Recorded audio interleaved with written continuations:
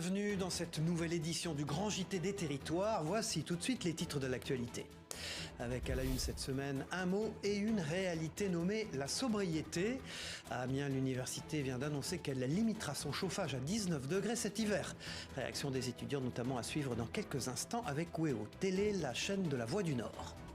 Une profession en voie de disparition, les vétérinaires ruraux sont de moins en moins nombreux à couvrir les besoins des animaux d'élevage en France. Reportage dans les pas d'un professionnel dans cette édition avec Télé Grenoble. Une œuvre impressionnante également à découvrir, celle d'un artiste plasticien qui a reconstitué l'ancien théâtre de la ville du Mans à l'aide d'une tonne de papier carton. Une performance monumentale et participative, nous expliquera la rédaction de LMTV Sarthe. Et puis en fin de journal, des images aériennes et impressionnantes de nos confrères de la Dépêche du Midi qui ont pu embarquer avec 600 parachutistes lors d'un exercice militaire. Des images à bord incroyables, vous le verrez. L'été officiellement terminé, l'heure de la sobriété sonne déjà pour les Français. Collectivités, entreprises, particuliers, petits ou grands, tout le monde est invité à réduire sa consommation d'énergie. À Amiens, vous allez le voir, l'université prendra part à l'effort en baissant la température du chauffage dans ses bâtiments à 19 degrés. Objectif, faire des économies alors que les prix du gaz et de l'électricité ont fortement augmenté. Les étudiants saluent l'initiative écologique et se préparent en se couvrant, comme a pu le constater Jérémy Houbron pour WEO TV, la chaîne de la Voix du Nord. Le mercure descend et les écharpes sont de sortie. Devant l'université Picardie-Jules Verne, le thermomètre occupe les conversations et pour cause, l'UPJV prévoit de baisser le chauffage. C'est pas dérangeant si c'est pas trop baissé parce qu'il faut pas non plus qu'on soit dans des situations de précarité, etc. Comment on fait des économies d'énergie et en même temps je trouve ça embêtant parce qu'on va avoir froid, donc on va falloir bien s'habiller quand même. Sobriété énergétique oblige, l'université envisage de baisser le thermostat passant de 20 à 19 degrés dans l'ensemble de ses bâtiments. On s'aperçoit qu'on est encore à 20,5 degrés pour une température extérieure de 13 degrés et donc effectivement la température sera maintenue à 19 degrés, donc un petit peu moins que ce qu'il en est actuellement. Amphithéâtre, salle de cours, bureaux administratifs, quelques 300 000 m² de bâtiments partagés sur 6 campus verront le chauffage baisser. Une mesure pour faire face au surcoût énergétique. Sur les dernières années, on est à peu près à 3,5 millions de factures d'énergie. Là, on estime qu'on va augmenter de 3 millions d'euros et qu'on sera plutôt à la fin 2022 à 6,5 millions. C'est une des réponses, il y en a d'autres. Il y a la période de chauffe et puis il y a tout l'investissement que l'on peut faire pour rénover nos bâtiments d'un point de vue thermique. À ce jour, pas question de revenir aux cours à distance. De quoi rassurer les syndicats étudiants. Pourtant, quelques questions subsistent, notamment celle de l'accompagnement financier, promis par la ministre de l'Enseignement supérieur. C'est une initiative qu'on salue en fait parce qu'elle est pas très coûteuse sur le plan de scolaire ou sur le plan universitaire. Maintenant, on ne sait jamais ce qui peut arriver par la suite, on ne sait pas si l'inflation va augmenter encore, on ne sait pas si on aura les financements du ministère. La mesure devrait s'appliquer après les vacances de la Toussaint. L'UPJV espère ainsi s'approcher un peu plus de l'objectif majeur, baisser la consommation d'énergie de 10% à l'horizon 2024. Voilà, et si baisser sa consommation d'électricité ou de gaz, c'est bon pour le porte-monnaie, c'est aussi bon, vous l'aurez compris, pour l'environnement. Basculer des énergies fossiles aux énergies renouvelables, c'est d'ailleurs l'autre grand défi du gouvernement. Et au-delà des projets privés, certaines initiatives citoyennes voient le jour un peu partout en France.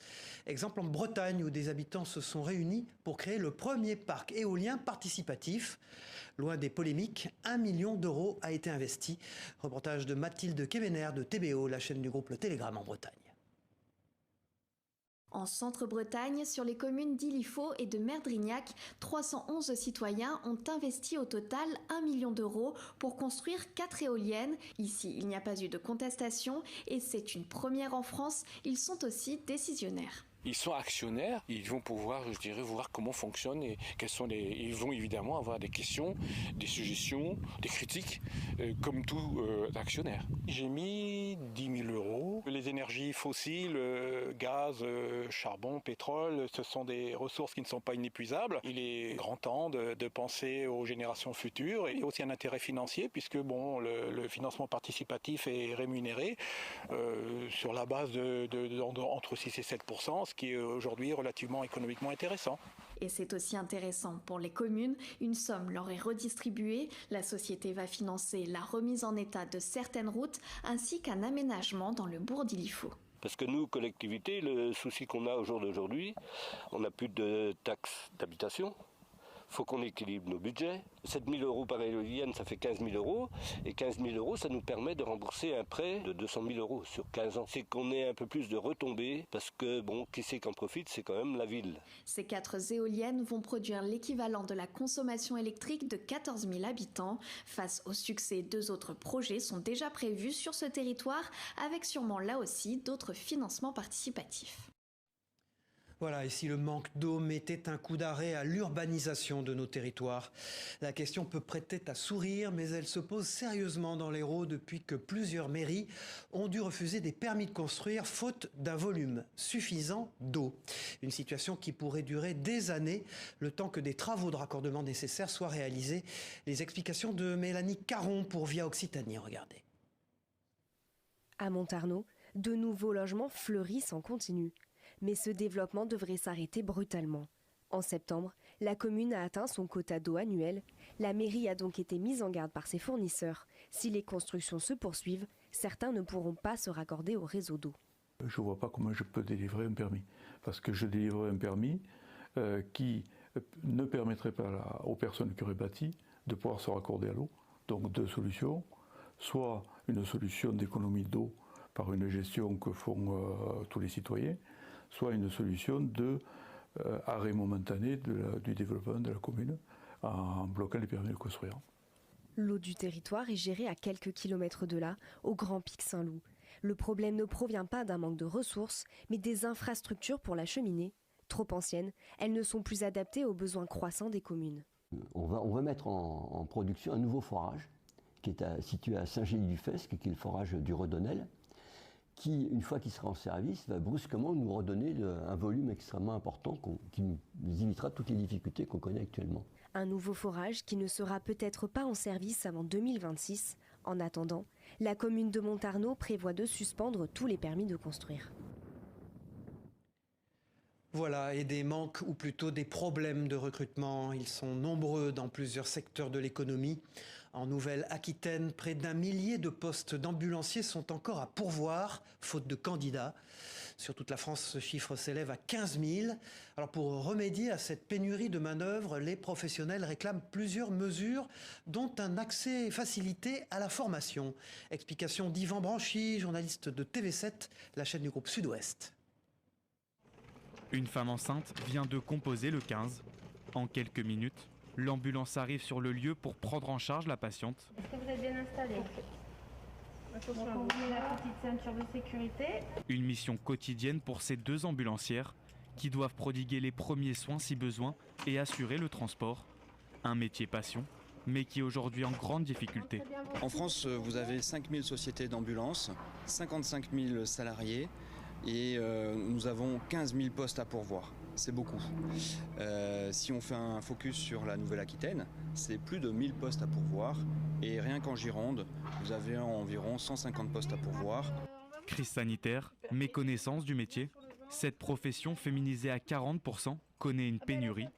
Malgré un salaire entre 1 600 et 2 100 € bruts selon le volume d'heures de travail, le secteur se mobilise donc pour recruter, en mettant sur la table plusieurs propositions.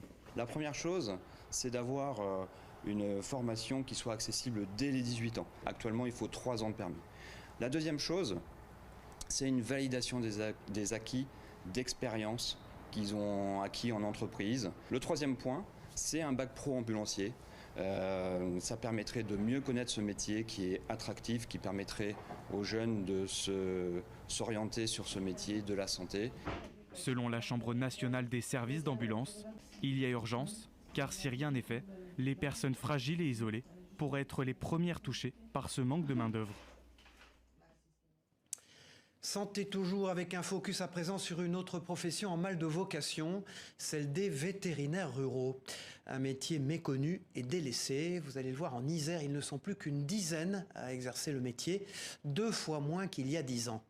Parmi ces infatigables, Benjamin Dubail. Il exerce une activité qui alterne à la fois animaux de compagnie et animaux de la ferme. Un reportage de Laurie Baillet pour la chaîne Télé Grenoble. En Isère, comme partout en France, il y a de moins en moins de vétérinaires ruraux.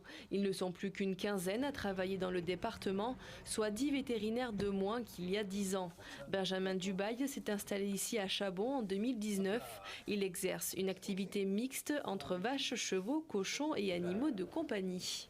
Notre activité en rural doit être à peu près à 30%. Je dois faire à peu près 30% de vaches ici, le reste étant les animaux de compagnie. Pour avoir un vétérinaire rural, il faut avoir des clients. Les clients, ce sont les vaches. Si les vaches diminuent, le nombre de vétérinaires diminue.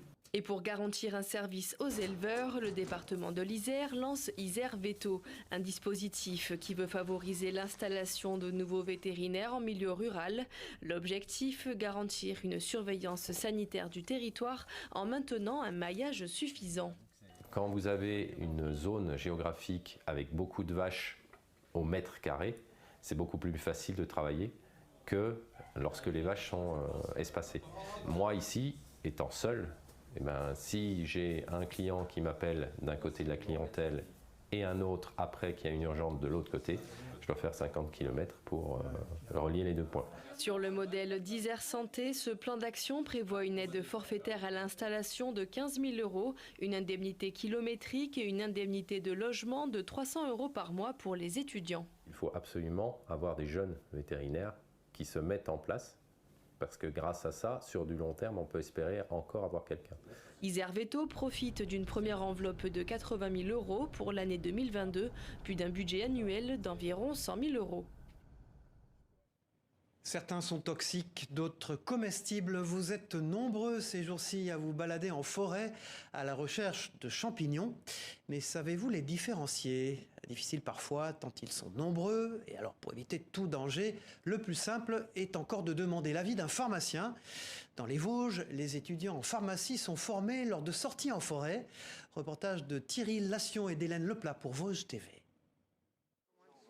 Du soleil, puis de la pluie en cette fin d'été, il n'en fallait pas davantage pour que la cueillette soit bonne. Mais vous dire qu'à l'issue de ce reportage, vous deviendrez un spécialiste des champignons serait bien prétentieux, tellement il y a d'espèces, plus de 10 000 en Europe.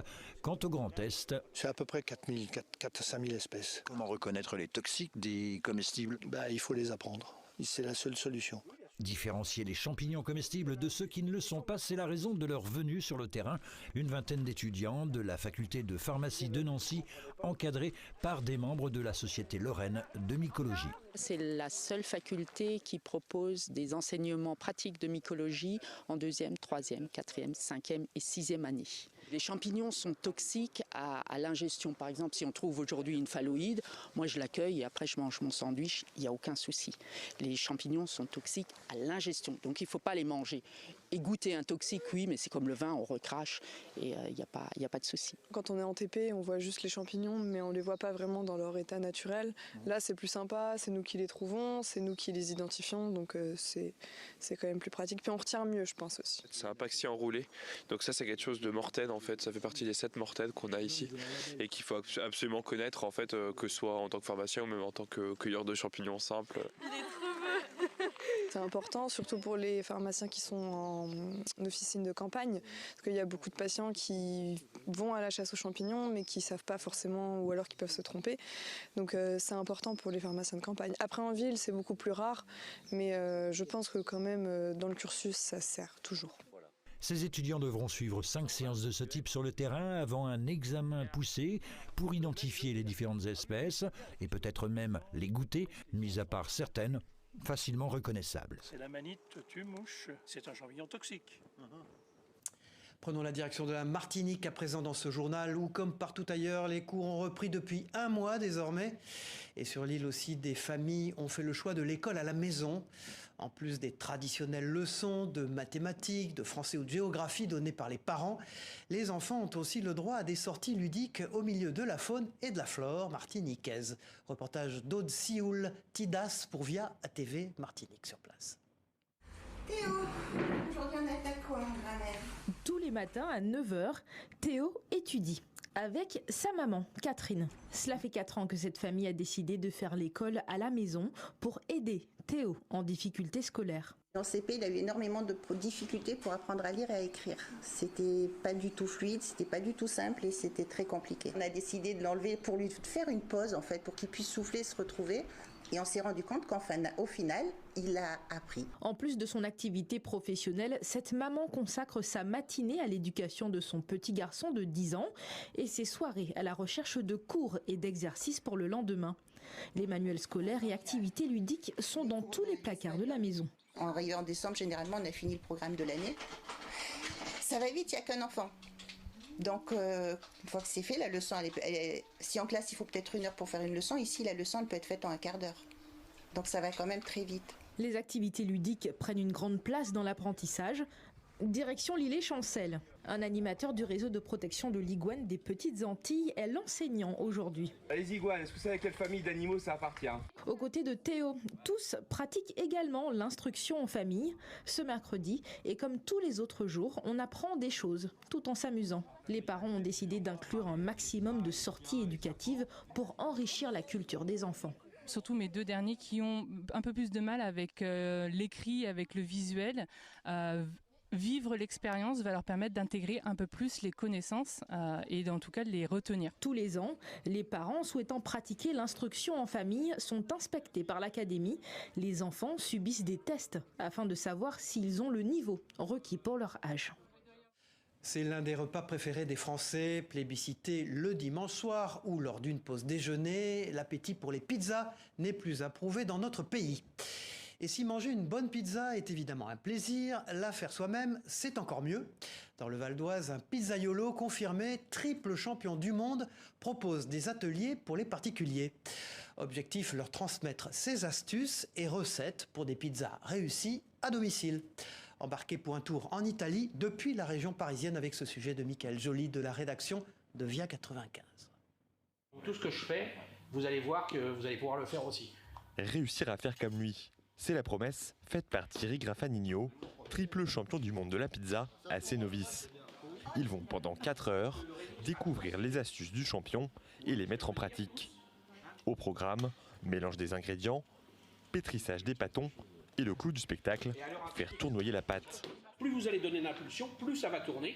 Et ça permet d'avoir un étalage uniforme. À l'origine d'un institut mondial de la pizza et habituellement formateur pour des pizzaiolos avertis, le triple champion du monde valdoisien propose depuis début 2022 ses stages au grand public. Les Français adorent les pizzas. Et aujourd'hui, depuis ce satané Covid, tout le monde a commencé à cuisiner dans les jardins ou ailleurs. Et beaucoup de gens se sont mis à la pizza, mais malheureusement sur les réseaux sociaux, on trouve beaucoup de choses qui les induisent en erreur. Donc ils viennent ici un petit peu pour corriger le tir et puis faire de bonnes pizzas à la maison. C'est comme ça.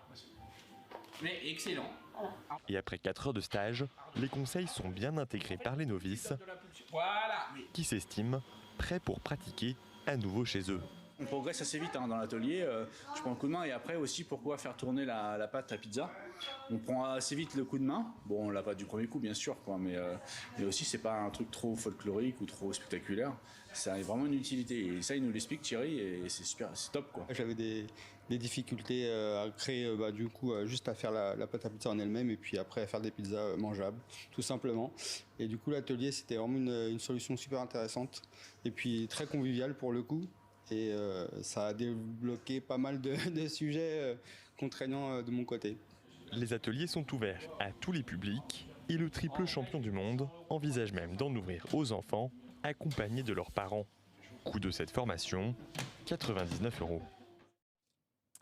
Voilà, c'est certain, désormais réaliser une belle et bonne pizza est une prouesse artistique, tout comme la reconstruction en carton d'un ancien théâtre.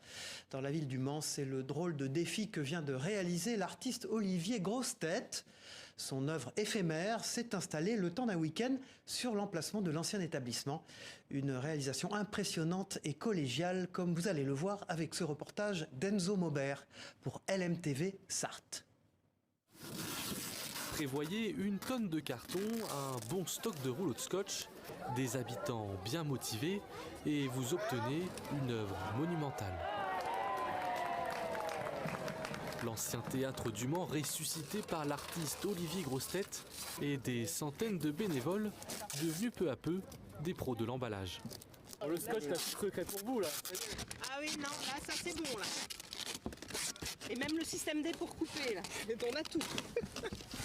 Mais ça avance vite je trouve, c'est assez sympa. Ouais, j'aime bien bricoler et puis j'aime bien rencontrer du monde, être avec du monde et participer à un événement comme ça qui est gratuit, qui est spontané, personne ne se connaît, mais tout le monde travaille ensemble et ça c'est le côté sympa aussi, ouais. Les enfants, vous allez glisser les pièces et vous laissez les adultes porter. Chacun vient comme il veut, le temps qu'il veut et c'est assez beau de voir les gens travailler ensemble, quoi. Voilà, dans un contexte où on met les gens les uns contre les autres, là tout d'un coup autour d'un truc qui sert strictement à rien sauf à se faire plaisir. Voilà, moi je trouve que c'est assez beau. Il aura fallu une semaine de travail pour construire ces pièces puis en faire une cathédrale de carton de 11 mètres de haut. Un beau défi collectif, voué pourtant à la destruction. C'est un petit peu comme un gros Lego ou un gros château de sable ou un mandala, quoi. Plus spirituellement, c'est le fait de faire et tout ce qui s'y passe à ce moment-là. Donc le fait de mettre une fin à ça, ça acte le fait que c'est le chemin qui est important, c'est le processus. Et dès le lendemain, le théâtre n'était déjà plus là, comme si tout cela n'avait jamais existé. Un projet collectif et solidaire encore dans ce journal avec cette belle initiative venue de Corse où une association de motards s'est mobilisée pour réaliser le rêve de Christelle, une personne en situation de handicap qui a eu la chance de traverser à moto une partie de l'île de Beauté. Un défi réussi et beaucoup de sourires sur le visage de l'intéressé. Écoutez-la au micro de Franco Farsetti et de Takeo Mizuno de la rédaction de Via Télé Paese en Corse. Même à mobilité réduite, on peut faire énormément de choses. Et la moto, moi, c'était un plaisir il y a très très longtemps. Ça a toujours été un gros plaisir. Et du coup, j'ai dit, là maintenant, il faut que je le fasse. J'ai un problème de coordination, j'ai un problème de tout. Donc c'est un vrai défi pour moi ce que je fais là. Mais avec des gens extraordinaires, on est encore capable de beaucoup de choses. Et moi, c'est ce que je veux montrer. Tout au long de ma vie, tout au long de ce qui me reste à vivre, je veux montrer ça. Je veux montrer qu'on peut faire plein de choses encore. Voilà, quittons la route pour prendre de la hauteur en cette fin d'édition et évoquer la 40e édition de l'Icare du cinéma, le festival international du film aérien, organisé comme chaque année en parallèle de la Coupe Icare. L'événement a permis de récompenser et de mettre à l'honneur les professionnels de l'image et pratiquants de vol libre. Une vingtaine de films autour des sports aériens étaient cette année en compétition. Voici les réactions de deux des lauréats au micro de Victoria Lopez pour la rédaction de 8 Mont-Blanc. Moi je venais là quand j'étais tout petit, mes parents avaient un stand ici, puis je venais voir les films comme ça en tant que spectateur. Et je me disais, ouais, ces gens ils font rêver, c'est génial, un jour j'aimerais vraiment être comme eux, mais je me disais c'est vraiment pas possible, tu n'y arriveras jamais. Et aujourd'hui d'être là et recevoir 2 prix, ça me touche vraiment parce que je m'y attendais pas. Nous on se marre quand on les fait, les projets vidéo. Et après quand on les fait voir sur un grand écran et que ça plaît aux gens, forcément c'est la meilleure des récompenses. Le rêve d'Icare, justement, beaucoup ont tenté de le réaliser pour voler de leurs propres ailes. Aujourd'hui, une pratique se rapproche du mythe, le vol à voile, autrement dit le planeur. Sans moteur, donc sans bruit, cette activité permet d'imiter les oiseaux à l'aide des courants atmosphériques. À Limoges, des passionnés partagent leur enthousiasme lors de sorties dans les airs. Des images au rythme du souffle du vent avec ce sujet de Benjamin Delmas pour la rédaction de 7 à Limoges. Il est parfois des rêves d'enfants que l'on vit au quotidien.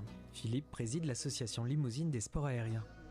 Je m'occupe de sortir les planeurs. C'est avec celui-là que je vais vous emmener. C'est un planeur biplace. Et on le pousse en mettant les mains bien à plat là. J'ai toujours rêvé moi de voler quand j'étais jeune. Et j'avais peu de moyens. Et donc à l'époque, c'était le moyen le plus accessible pour piloter. Pour apprendre à piloter, c'était de faire du planeur. Donc j'ai appris à faire du planeur, j'avais 17 ans et là j'ai 63 ans et j'en fais encore. Là le vent il n'est pas très fort. Si je peux monter assez haut, on peut éventuellement aller à Cognac-la-Forêt. L'un des objectifs de l'association, favoriser la pratique du vol à voile et lever ses appréhensions. Je dirais même que c'est même plus sûr que l'avion, parce que nous on sait se débrouiller sans moteur. On est déjà en panne, si on peut dire ça comme ça. Et donc c'est totalement contrôlé et je trouve que c'est même un sport plutôt sûr, je dirais. Avant de voler, on s'assure que le planeur il est en état. Et cette visite-là, on la fait tous les jours. Ça fonctionne, à droite, l'aileron se lève. Une fois les vérifications d'usage terminées, il n'y a plus qu'à s'installer à bord, place au vol.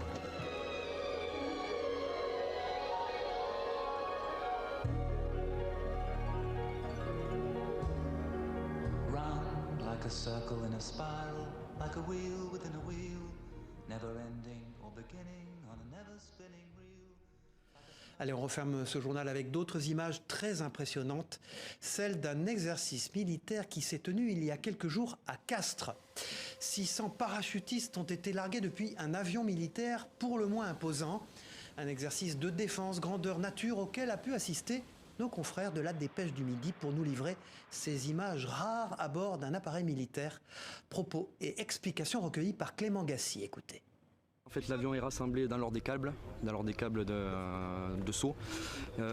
Tous les parachutistes sont mis dans un ordre spécial qui va configurer la mission au sol pour une mise en place sur les points initiaux, donc les points de regroupement. Et en fait, chaque câble est inspecté par un sous-officier qui est qualifié chef de groupe TAP, donc qui vérifie le matériel que les parachutistes sont bien équipés. Voilà, c'est la fin de ce grand JT des territoires. Merci de nous avoir suivis. On se retrouve très vite pour une prochaine édition.